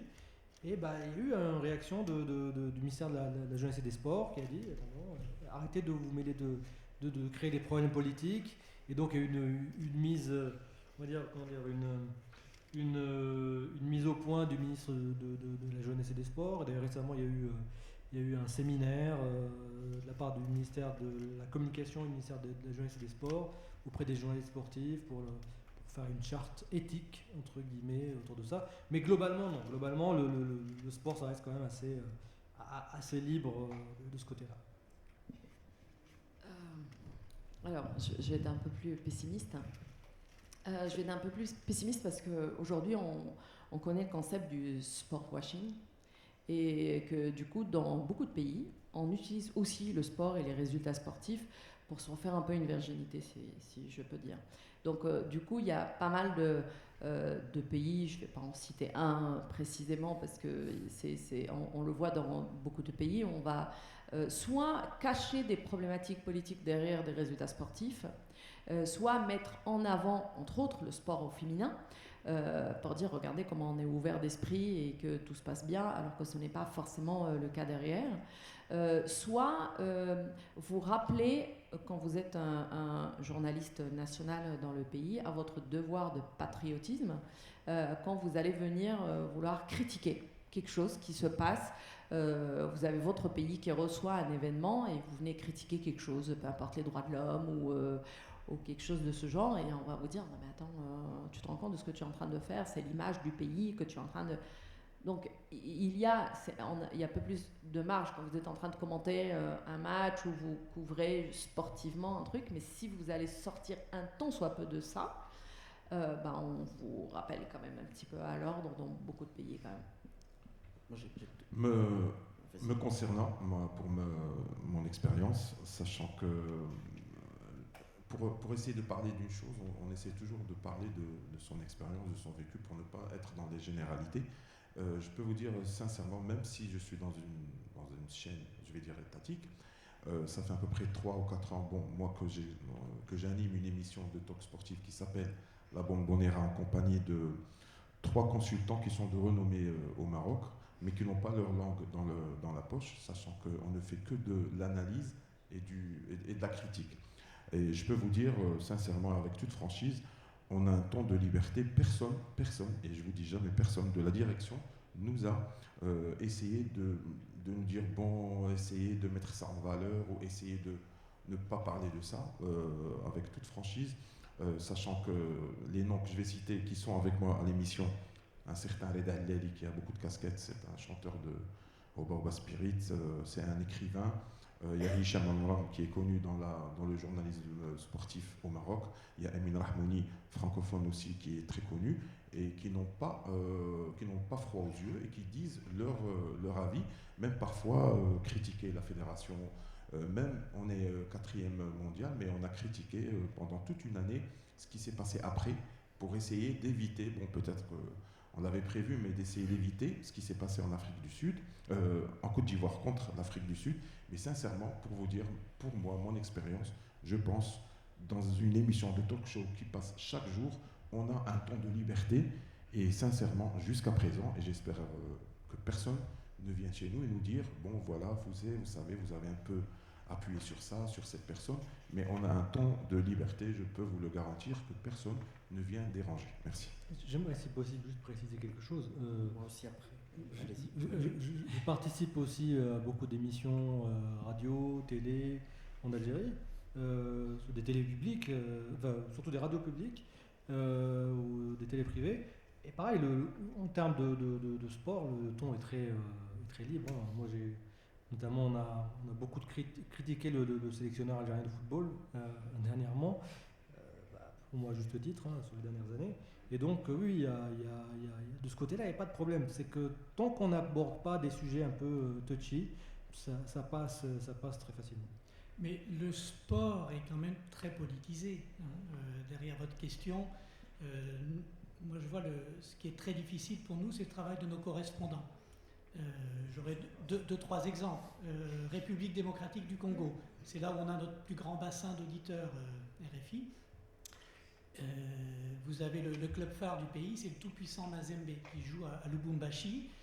Et historiquement, c'est le fief notamment de Moïse Katumbi, opposant au pouvoir depuis une dizaine d'années. On demande très souvent des sujets à notre correspondant. Même quand il veut s'en tenir aux sportifs stricto sensu, on est toujours à la marge. Et ça arrive très régulièrement qu'il diffuse un sujet qui derrière pose problème, ou on va nous demander un droit de réponse depuis Kinshasa le lendemain. Le Cameroun avec un président de la fédération camerounaise de foot, la FECAFoot, Samuel Eto'o. Là aussi, c'est très politisé. Il y a un livre qui a été écrit par un journaliste là, qui met en lumière les pratiques de Samuel Eto'o. On a donné la parole à ce journaliste. Derrière, réaction de la FECAFoot, réaction du pouvoir, avec des menaces plus ou moins cachées, on va vous couper l'émetteur. Vous voyez, on est en permanence sur un fil, et ce sont nos correspondants qui se retrouvent en première ligne. Nous, depuis Paris, souvent on les appelle le matin, en disant t'as vu là, oui, il faut que tu en parles, il faut que tu fasses quelque chose, Samuel Eto'o, tout. Mais il est en porte-à-faux et il peut se mettre facilement en danger avec des pressions dont on n'a peut-être pas conscience quand on est, nous, dans le confort de nos rédactions parisiennes. Évidemment que le sport, non seulement il est politisé, mais il est politique. Je vais prendre l'exemple de l'Égypte, je suis égyptien. Ça fait depuis 2012 que le foot se joue dans des stades vides en Égypte. Depuis le massacre de Port Saïd, où il y a eu 74 morts, les responsabilités n'ont pas été imputées aux forces de l'ordre, mais elles devraient l'être. L'Égypte a entre-temps organisé une CAN, alors que le championnat se déroule toujours dans des stades vides. Il n'y a que les matchs de Champions League africaine qui sont... et aucun média en Égypte ne remet en cause ça. Et n'est capable de dire, mais attendez, il serait peut-être temps aujourd'hui, 10 ans après, d'autoriser le public à retourner dans les stades. Aucun média ne s'est posé la question de la pertinence d'organiser une CAN, alors que ça fait des années et des années que les stades sont vides. Donc il y a une guerre contre les supporters en Égypte et aucun média n'est capable d'en parler. Il y a un problème avec les supporters en Tunisie aussi, qui est de moindre mesure. Alors, je crois que les médias sont un peu plus libres, mais sur des choses qui paraissent anodine, même ça, dans certains pays, on est incapable d'en parler. Je fais juste une remarque pour terminer. Organiser un événement sportif majeur pour un pays, c'est projeter une image à la fois de stabilité et de dynamisme du pays. Donc, évidemment, l'Égypte voulait organiser cette CAN, c'est le cas pour tout un autre, pour plein de pays, mais pour cacher aussi des choses derrière qui ne sont pas nécessairement reluisantes. J'aimerais peut-être. C'est vrai que je n'ai pas répondu tout à fait sur un volet important. C'est qu'on n'est pas inquiété tant qu'on ne fait pas d'enquête ou qu'on ne sort pas des scandales. Tant qu'on est dans le commentaire, évidemment, il n'y a pas de souci. Et à partir du moment où vous allez parler de scandales financiers ou qui impliquent justement des institutions, des proches ou des politiques, bon, nous, jusque-là, on n'a pas vraiment sorti d'affaires de ce genre-là, mais parfois, on a parlé quand même de corruption dans le football. Et ça peut toucher, enfin, j'ai collaboré notamment avec la BBC pour parler de ces problèmes-là. On n'a pas eu vraiment de problème, mais c'est vrai que si vous touchez à ce genre d'affaires et si ça a une implication politique, oui, là, c'est sûr que vous pouvez être un petit peu on va dire, dérangé. J'ai pas de cas vraiment de médias qui auraient été fermés parce qu'ils ont abordé ces sujets-là en Algérie, mais ça peut arriver. Et pour rebondir par rapport à l'Égypte, moi j'ai fait cette fameuse CAN en 2019. La moitié des stades, c'était des stades militaires d'ailleurs. Et c'est vrai qu'on sentait cette chape de plomb. On sentait vraiment cette chape de plomb autour du fait qu'il fallait redorer l'image de l'Égypte. Et j'ai même, pour revenir à l'aspect, on va dire, les implications politiques, en 2009, c'est moi qui ai sorti les fameuses images du bus algérien qui a été caillassé. Oui, avant d'aller jouer au match au Soudan, en fait, il y avait l'Égypte et l'Algérie qui devaient jouer. Enfin, il y avait un match très important en Égypte et l'une des deux équipes allait se qualifier en Coupe du Monde. Exactement. C'était l'Égypte, ça faisait 20 ans qu'elle n'avait pas été en Coupe du Monde, et l'Algérie, ça faisait 24 ans. Et donc, il y a eu des tensions en arrivant au Caire. Le bus algérien a été caillassé. Bon, j'ai eu la chance d'être au bon endroit au bon moment. Donc, les images que j'ai diffusées ont eu beaucoup d'impact à ce moment-là, notamment pour les Égyptiens qui étaient en Algérie. Donc, il y a eu beaucoup de choses. Mais ce qu'on oubliait de dire, ce que j'ai raconté moi après, quelques années après, parce que j'ai appris beaucoup de choses, c'est qu'il y avait des implications politiques derrière. Il y avait une affaire concernant le cimentier Lafarge et le milliardaire Sawiris, qui possède Orascom. Donc c'était ça le fond de l'affaire en fait. Et notamment d'ailleurs le président de la fédération algérienne de football était lié indirectement à Orascom via une autre entreprise qui s'appelle Arab Contractors, qui possède aussi un club en Égypte. Et donc il y a toute cette implication derrière, c'est une deuxième lecture qu'on n'a pas forcément au moment de l'événement, mais qu'on découvre après. Ouais, mais ce que je conseille aux futurs journalistes, ce que je crains chez le journaliste, bon moi je le fais pas mais c'est toujours comme ça, c'est l'autocensure. Parfois on dit peut-être que si j'ouvre cette porte j'aurai ça, donc j'y vais même pas. Non, il faut toujours y aller. Et là on vous arrête, là c'est là où vous devez vous arrêter. Mais toujours prendre l'initiative et ne pas dire, surtout quand il y a des enquêtes à mener, quand il y a des soupçons autour d'une affaire, il faut toujours y aller sans pour autant se dire que peut-être il y a des obstacles. Donc on s'auto-censure, on dit bon voilà, tu sais, moi je ne vais pas me casser la tête pour essayer d'avoir beaucoup de problèmes.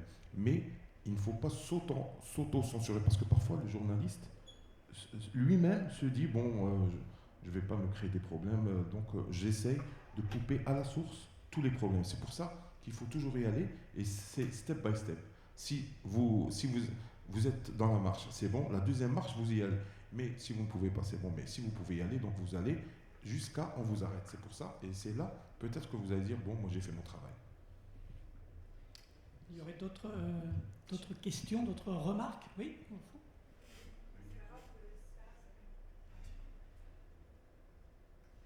Moi, c'était pour savoir, pour revenir en Algérie au moment du Irak, est-ce que vous avez couvert, comment est-ce que vous avez couvert, je sais pas, tout ce qui était slogans ou manifestations dans les stades, parce que, il y avait quand même pas mal de manifestations.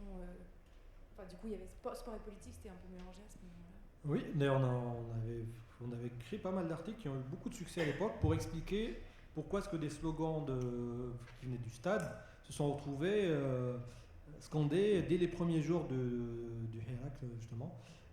Parce qu'en fait, le stade sert de soupape quand il n'y a pas d'autres lieux d'expression. Et en fait, on va dire que oui, ça peut être un bon point pour parler d'un autre sujet qui est un peu connexe. C'est qu'en fait, en Algérie, par exemple, après les printemps arabes, après c'est principalement en Tunisie, il y a eu une ouverture du champ audiovisuel, notamment de la télévision publique, de la télévision privée. On a ouvert les télévisions privées. C'était justement pour ouvrir une soupape. Ça permettait justement aux gens de pouvoir s'exprimer. Il y avait une certaine liberté d'expression, même de critique, même s'il y avait une ligne rouge. Vous pouviez critiquer les ministres, vous pouviez parler de ça. Bon, il ne fallait pas arriver jusqu'au président, mais vous aviez quand même une certaine soupape qui a permis justement beaucoup d'expression. Il y a eu même une véritable ouverture, une certaine liberté pendant 2-3 ans, vraiment qui allait assez loin. Hein. Donc ensuite, à partir de 2014, à partir du 3e mandat, il y a eu une refermeture, ça a refermé. Et donc du coup, les stades ont repris un petit peu, sont redevenus un peu le lieu de la critique. Et il y a notamment un club en Algérie qui s'appelle l'USM Alger, qui est connu pour ses supporters, pour la création de chants et tout, qui sont même repris même parfois au Maroc, hein, par le Raja. Il y a beaucoup de liens entre ces deux clubs notamment. Et ça raconte beaucoup justement la situation sociale, le chômage, et ça parle aussi de politique. Justement, il y avait une chanson à ce moment-là qui parlait du fait que le président voulait un 5e mandat et que c'était pas normal. Et je crois que ça s'appelait la Casa del Moradia. Moradia, c'est le palais présidentiel. Et ça reprenait une des chansons de la Casa del Papel, qui était à ce moment-là, qui était la série en vogue. Et donc cette chanson a été très vite reprise dans la rue. Et ce qui était intéressant, c'est qu'il y avait d'autres supporters d'autres clubs concurrents de l'USM Alger qui reprenaient cette chanson parce que justement là, ça sortait du cadre sportif. On était vraiment dans voilà. Donc c'était l'un des impacts qu'on a utilisé. Contrairement à l'Égypte où par exemple les supporters du Ahli étaient vraiment à la base un petit peu des manifestations, et on a beaucoup parlé de ça. Nous, c'était pas forcément ça, mais c'est pas vraiment organisé, mais il y avait quand même dans la rue, dans les manifestations, on sentait qu'il y avait quand même beaucoup de gens qui ont cette habitude de s'exprimer dans les stades et qui l'ont fait dans la rue.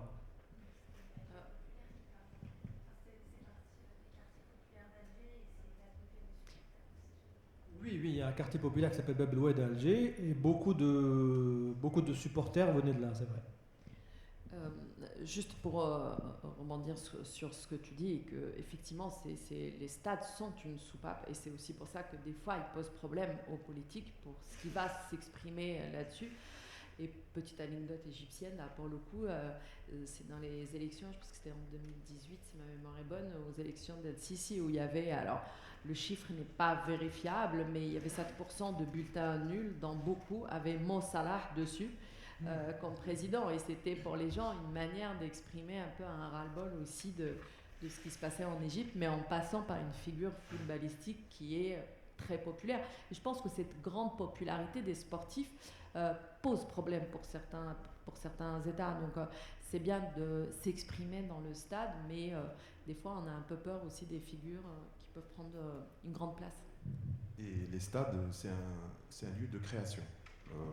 Peut-être que mon collègue a parlé du Raja de Casablanca. Le public du Raja de Casablanca est connu pour avoir fait une chanson pour la cause palestinienne qui a été reprise à peu près par tous les pays arabes parce que c'est une belle mélodie, premièrement. Ça montre le degré de création et même au niveau des mots utilisés dans cette chanson. Donc, et l'apothéose, c'était quoi? C'était quand le Raja a joué la Coupe arabe. Le premier adversaire, c'était qui? C'était une équipe palestinienne qui est venue ici. Et je ne vais pas vous dire l'ambiance qu'il y avait au stade. Et c'était pas dans l'adversité ce match, mais c'était dans la convivialité. Et même le gardien de but, pour vous dire une petite anecdote, le gardien de but de l'équipe palestinienne chantait, mais on voit le mime, mais dansait. Parce que même si son équipe perdait, il dansait sur les chansons que scandait le public. Donc c'est pour vous montrer à tel point que parfois, dans un stade, c'est la créativité, mais c'est aussi plaider des causes qui, à leurs yeux, restent valables à peu près comme la cause palestinienne. j'aimerais raconter une autre anecdote aussi en rapport à ça. Pareil, en Algérie, la cause palestinienne est beaucoup, on va dire, passe beaucoup par des chants dans les stades, beaucoup de soutien. Les Palestiniens souvent regardent ça, ils voient les images des stades en Algérie, ils voient beaucoup de soutien. Il y avait même un jour, il y avait un match à Alger entre l'équipe d'Algérie Espoir et l'équipe de la Palestine. Et le public supportait plus l'équipe de Palestine que l'équipe algérienne. Donc c'était assez drôle. Ils huaient l'équipe algérienne quand elle marquait contre l'équipe de Palestine, pour montrer leur soutien. Et Youssef qui disait tout à l'heure, pas d'autocensure, hein, on s'arrêtera quand on nous dira de nous arrêter. Mais c'est vrai qu'on est là pour commenter les matchs, donner les résultats, mais tout ce qu'on est en train de dire, on est aussi là pour le faire vivre. Et quand vous commentez un match, que vous êtes live pendant 2-3 heures, il y a plein de choses que vous pouvez relayer. Hein, vous n'êtes pas là pour vous donner votre opinion, bien entendu, mais on est aussi là pour dire ce qu'on voit, donner la parole aux gens.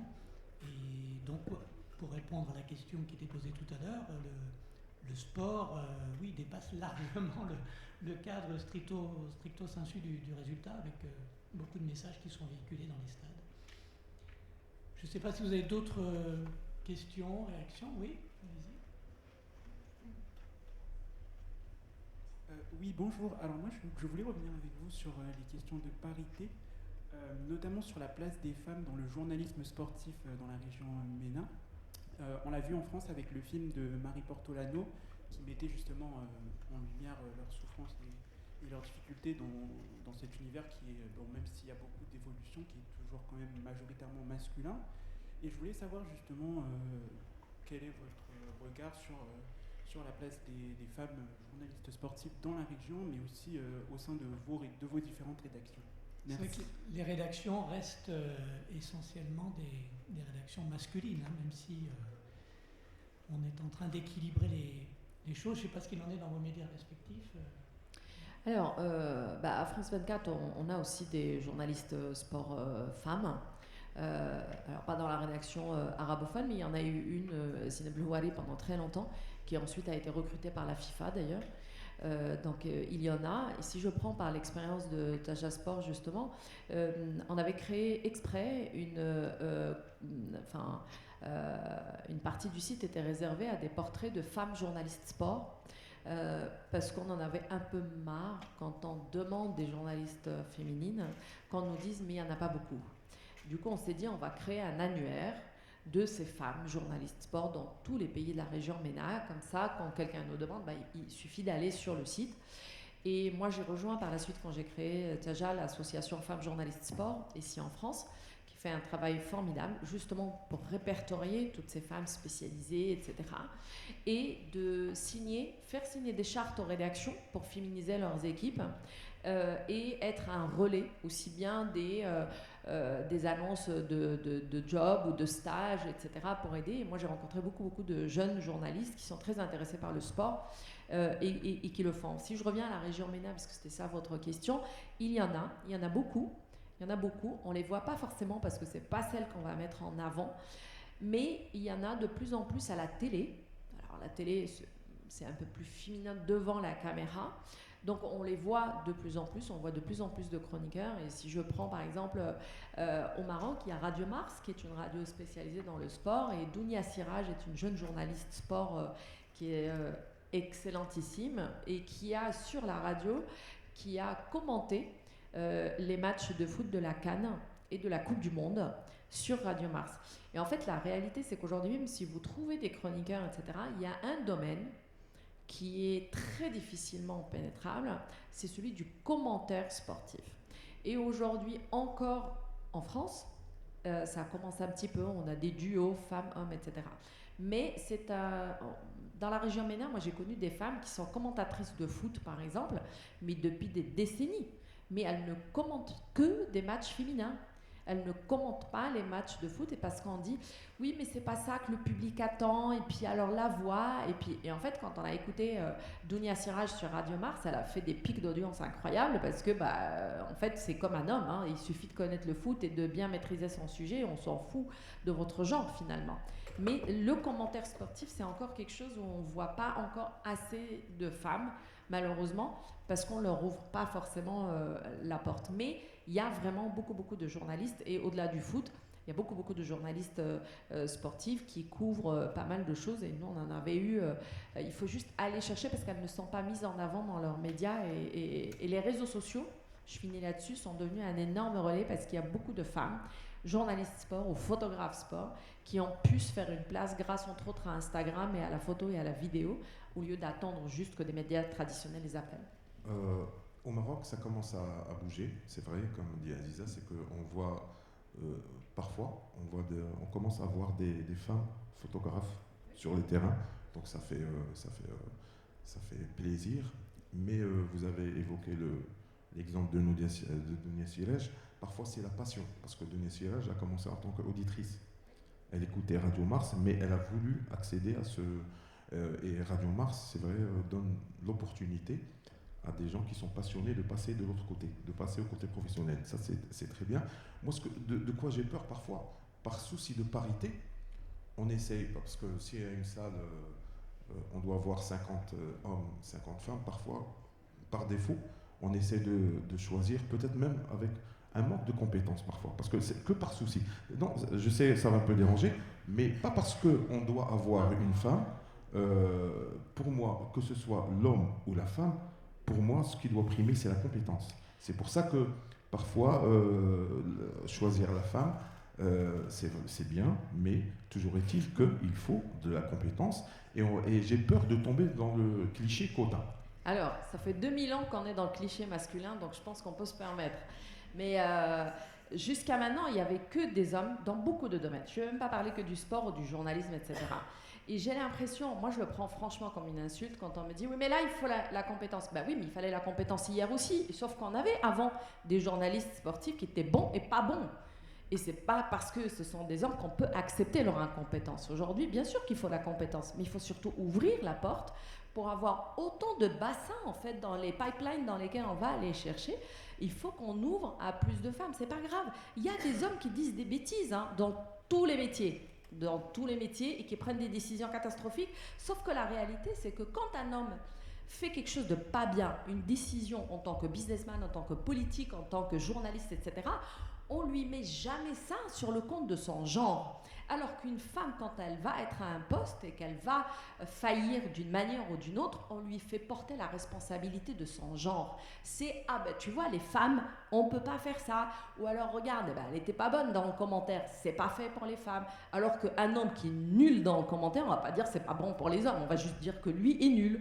Donc une femme aussi, je dis pas que toutes les femmes sont exceptionnelles, mais il y a quand même des chances et il y a des compétences, et encore heureux, parce qu'il n'y a aucune raison, qu'on se pose la question de la compétence quand on parle des femmes, mais pas quand on parle des hommes. Vous voyez Alors, je vais parler du cas de ma rédaction, des études. On n'a pas toujours eu des femmes, mais de plus en plus. Actuellement, on a deux. Je les citer, Manel Boussexo et Hiba Ben Halima, qui sont dans la rédaction pleinement, parce qu'elles sont journalistes, bien formées, qui savent travailler, donc c'est pas leurs compétences qu'elles sont là, c'est pas par autre chose. Plus globalement en Algérie, oui, il y a toujours eu des journalistes femmes, notamment dans le football. On a notamment un grand quotidien, le plus grand quotidien sportif algérien qui s'appelle Compétition, qui a pendant très longtemps eu une rédactrice en chef qui était une femme. Donc de ce côté-là, il n'y a pas de souci. Même actuellement, il y a beaucoup de consoeurs qui traitent notamment le football et d'autres sports, même le football, qui viennent en conférence de presse, qui posent des questions en conférence de presse. Donc elles sont présentes, mais il y a quand même évidemment un petit décalage. À la télévision publique, on a depuis 20 ans une femme qui s'appelle Wassila Batish, qui est on appelle ça entre guillemets l'homme de terrain dans les matchs, celle qui est au bord du terrain, au bord de la pelouse pour poser des questions à la fin du match, etc. Et juste pour mettre une petite pièce sur le côté peut-être un peu misogyne, pour revenir là-dessus, il faut avouer que quand vous envoyez par exemple une femme en zone mixte, les joueurs s'arrêtent plus facilement que quand vous envoyez un homme, malheureusement. Pour les femmes, il y a... Vous mettez tout en cause Pardon, mais je voudrais juste dire au Maroc quand même, c'est Qaïma Belhaouchi est journaliste sport depuis 1985. Et au bout d'un moment, Qaïma Belhaouchi, personne ne l'interviewait en tant que femme. C'était une journaliste sport reconnue, qui elle est toujours d'ailleurs. Et il y a un moment, c'est juste... Moi, j'ai toujours dit à mes étudiants, par exemple, quand je donne des cours à Sciences Po, c'est de dire, quand on vous regarde en tant que femme, en tant que fille, etc., le problème, c'est pas vous, le problème, c'est celui qui est en face de vous, qui a des lunettes biaisées, qui vous regarde avec. Et du coup, c'est plus mon affaire. C'est l'affaire de celui en face. Moi, je ne rentre pas dans ce jeu.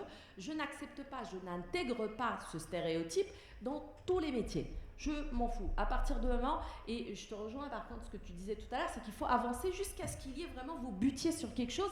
En anglais, on dit « It's better to ask for forgiveness than for permission ». Donc allez-y jusqu'à ce qu'à un moment vous butiez, et puis peut-être que vous allez pouvoir même le casser, le mur qui va éclater, etc. Mais si on s'arrête toutes sous le plafond de glace, on va pas y arriver, quoi. Dans tous les métiers. J'aimerais juste préciser une chose. Tout à l'heure, je donne aussi je fais des interventions à l'université, et je me rends compte de plus en plus qu'il y a beaucoup plus de filles que de garçons qui sont dans la filière, notamment le journalisme, et elles sont plus sérieuses, elles demandent plus. Quand je fais des interventions, c'est plutôt elles qui posent le plus de questions, qui s'intéressent le plus, et dans le métier, elles sont de plus en plus nombreuses. Donc je pense que c'est un peu ça qui va changer, c'est le fait qu'elles soient de plus nombreuses aussi dans le métier, qui va faire casser un petit peu les stéréotypes. Et à RFI, moi j'ajouterais qu'on a une émission de foot quotidienne, Radio Foot International, qui est présentée depuis plus de 10 ans par une femme, Annie Gasnier. Et c'est l'une des émissions vraiment qui marche le mieux sur l'antenne. Et je pense que dans l'équation, ce qui fait que ça marche, c'est aussi parce que c'est une femme avec sa sensibilité qui vient parler de foot. Elle ne pose pas tout à fait les mêmes questions. Alors, le plateau est souvent masculin, mais pas que. Mais en tout cas, ça fonctionne très très bien. Les jours, elle n'est pas là, elle est remplacée. Les auditeurs sont complètement perdus. On reçoit plein de messages. Où est Annie? Donc, il faut y aller. Il ne faut pas avoir peur.